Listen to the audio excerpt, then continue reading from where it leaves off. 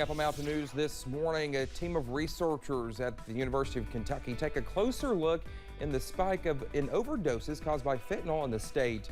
And a leader in the state education makes a stop in our region to lead conversations about why higher learning matters in Eastern Kentucky. Dedicated to Eastern and Southern Kentucky, this is WYMT Mountain News this morning. 5:33 here on your Wednesday. I'm Dakota Makris. Boy, I'm glad we made it to Wednesday. Let's head on over to Brandon for a look at that forecast this morning. And Brandon, welcome back to the morning news. It's always a, it's always a treat when you come back home. I know, exactly. About every 2 months, you'll always notice I'm gone for a day or two, and then I'm right back. See, I forgot that you actually worked from home yesterday, but like I said, if I don't see you, that's right. You didn't work. Out of sight, out of mind, basically. Exactly. But this morning, so far so good. A little chilly out there. We're starting off the morning in Somerset. Taking a look at downtown, they're right at freezing this morning, so a taste of winter here in early spring.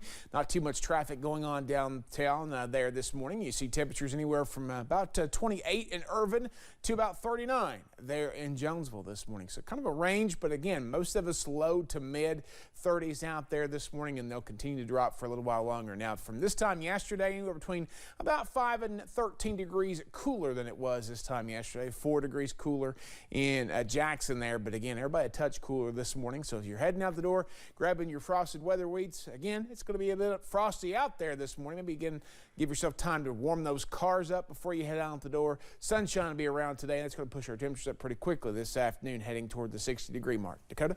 All right, Brendan, thank you. Experts at the University of Kentucky call the influx of illicit fentanyl combined with the COVID-19 shutdown a perfect storm, resulting in a 49% spike in the number of drug overdose deaths in the state. As Samantha Valentino shows us, a team of researchers are taking a closer look at that increase. During the pandemic, Kentucky saw one of the nation's largest increases in drug overdose deaths. We know now that that was largely driven by fentanyl. Dr. Rachel Vickers-Smith and a team of researchers at UK are working to better understand this spike. What we want to know is, did the COVID pandemic, have an effect on the influx of fentanyl we saw in the illicit drug supply? Which then impacted the number of overdoses that we saw. The study is still in its early stages. Researchers will be collecting data over the course of several months. That will include interviews with law enforcement, harm reduction specialists, and people who sell and or use illicit drugs. We want to hear their perspectives. You know, people who use drugs are experts of their own experience. And so in order to create impactful and sustainable changes, they need to be at the table and in the conversation. This study not only looks at how this spike happened, but also what Kentucky can do should similar conditions happen again.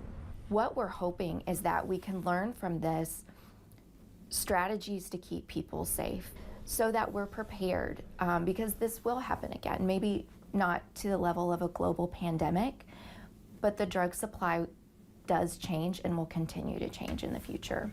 So we need to be ready for it. This study will also look at what drug users do to keep themselves from experiencing harmful effects such as overdose, as well as explore their attitudes towards different potential harm reduction strategies. In Lexington, Samantha Valentino, WKYT. Well, this study is funded by the National Institute on Drug Abuse.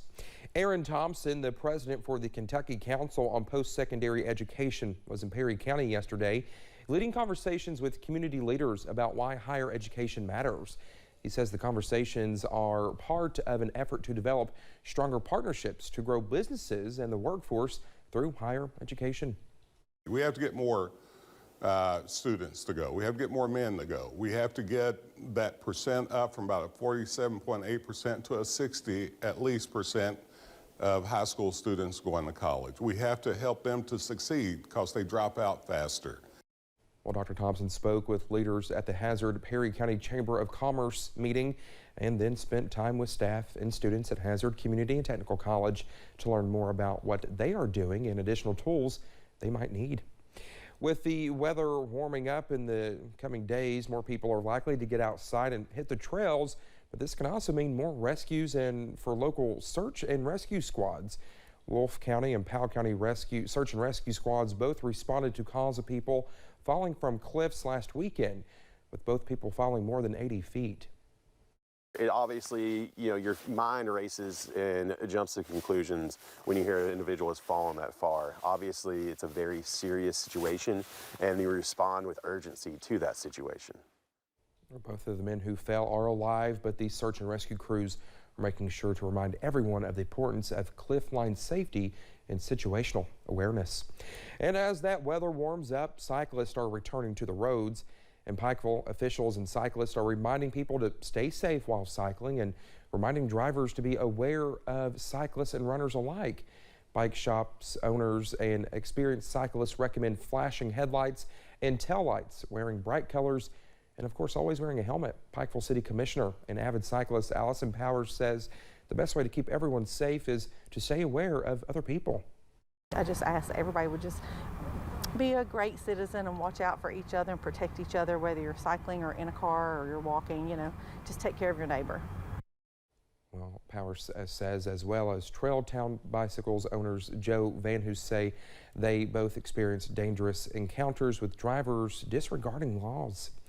The city of Pikeville is hunting for a little excitement, offering the community the chance to do the same. Our buddy Forbes has more from the city, where the countdown to Easter has begun.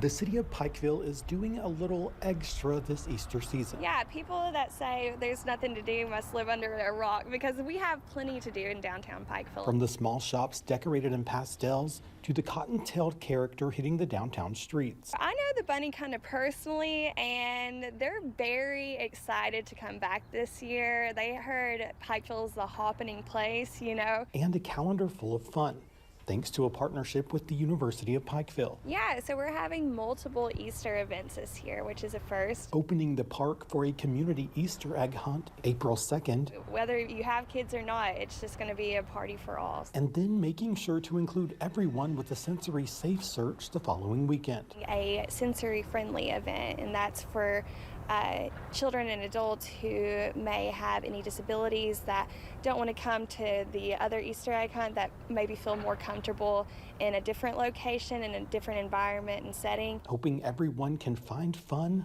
and a few eggs. Make sure you bring your kids, your friends, your family. This is for all ages, so we just hope to see everyone there and having a good time and supporting local and just enjoying Pikeville. Hopping into the spring season in Pikeville. Buddy Forbes, WYMT Mountain News.